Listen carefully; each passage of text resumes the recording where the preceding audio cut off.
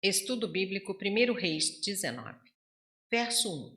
Acabe fez saber a Jezabel tudo quanto Elias havia feito. Quando Jezabel ficou sabendo da morte dos seus profetas, sua fúria não teve limites. Sua reputação como sacerdotisa do culto a Baal estava em jogo. Verso 2. Então Jezabel mandou um mensageiro a Elias. Jezabel, sem dúvida, pretendia cumprir cada uma das suas palavras de sua ameaça e tensionava punir Elias severamente. A essência de sua sinistra mensagem foi que ele faria no dia seguinte exatamente o que ele fizera aos profetas dela. A demonstração milagrosa que Deus fizera no Monte Carmelo não quebrara a barreira da descrença daquela rainha pagã. Verso 3. Temendo.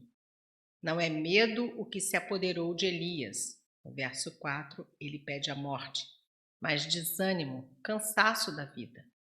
Precisava, como Paulo, Gálatas 1, 17 e 18, estar sozinho com Deus para meditação e reavivamento. Berseba ficava a cerca de 160 quilômetros ao sul de Jezreel. Verso 4. O zimbro, ou retama, é o maior arbusto em tamanho das regiões desérticas da Palestina e Arábia. Oferece uma sombra muito apreciada pelos viajantes. Basta. Não parece ser o mesmo homem descrito no último capítulo, capítulo 18, versos 18, 36 a 38. Mas Deus, longe de o rejeitar, envia seus anjos para ministrar conforto ao seu servo esgotado. Elias era um herói da fé, mas também era um vaso de barro. 2 Coríntios 4, verso 7, Tiago 5, 17. Verso 5. Eis que um anjo o tocou. O cuidado amoroso de Deus para com seu profeta esgotado está evidente aqui. As experiências emocionais pelas quais o profeta tinha acabado de passar deixaram nele as suas marcas. Verso 8. Horebe, o monte de Deus. Mais conhecido como Monte Sinai, onde Moisés recebera a lei, Deuteronômio 4, versos 10 a 12, Elias vai para o monte de Deus, onde o Senhor havia se revelado a Moisés e havia estabelecido sua aliança com Israel. Esse retorno às origens manifesta o seu propósito de restaurar a fé israelita em toda a sua pureza. O caminho sobremodo longo, verso 7, era de mais de 300 quilômetros depois de Berseba. Verso 9. Este encontro do Senhor com Elias tem como cenário o monte onde o próprio Senhor, vários séculos antes, havia estabelecido sua aliança com Israel. Existe, no entanto, uma notável diferença no modo da revelação divina. De acordo com Êxodo 19, o Senhor manifestou a sua presença no furacão, no terremoto e no fogo. Aqui, ao contrário, esses fenômenos são os sinais que precedem a um cicio tranquilo e suave, verso 12, no qual o Senhor se faz presente. Essa nova maneira de experimentar a presença divina acentua o contraste entre Yahvé, o Deus de Israel, e Baal, que no tempo de Elias era conhecido como o Deus das tormentas, do raio e dos fenômenos meteorológicos. Verso 11. Eis que passava o Senhor. Nota homilética. Esta expressão, quase idêntica à expressão em Êxodo 34, 6, que descreve a ocasião em que Deus falara a Moisés no mesmo monte, há uns 4 séculos passados. Há paralelismo impressionante entre a obra de Moisés e a de Elias. Aquele fundara a teocracia e este a restaurou. Ambos tiveram um encontro especial com Deus. O que foi concedido a Moisés na qualidade de legislador e a Elias na posição de fundador do verdadeiro movimento profético.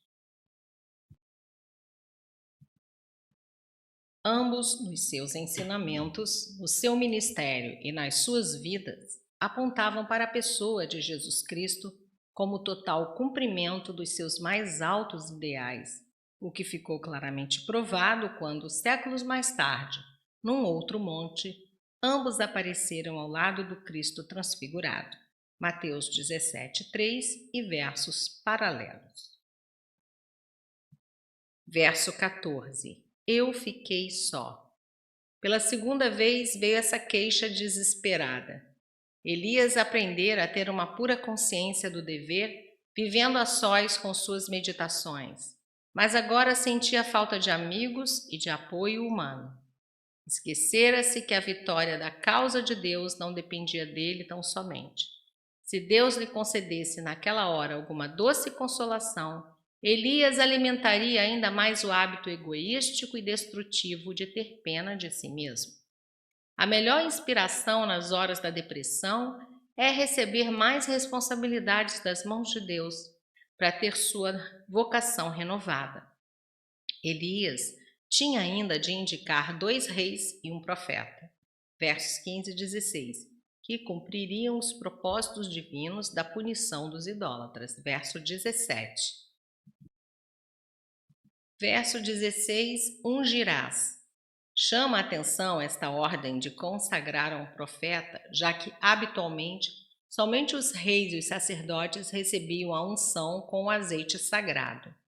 Verso 18, conservei. Só depois da exortação vem a consolação humana. Verso 19, Eliseu. O nome quer dizer Deus é salvação.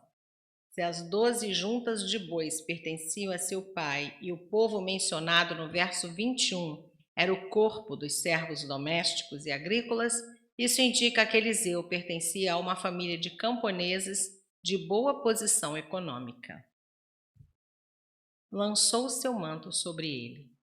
No antigo Israel, esta ação equivalia a tomar posse e adquirir um direito.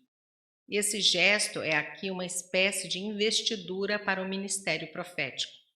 Aqui não se menciona o ato de ungir, verso 16, mas é claro que o ministério, a unção e a autoridade de Elias passaram para Eliseu, já que o jovem, ao ficar com a posse do manto de Elias, recebeu também o espírito e o poder que o capacitaram para continuar o trabalho do seu mestre. E seria este que cumpriria a missão dos versos 15 e 16, como é descrito em 2 Reis 8:13 e 9, versos 1 a 3.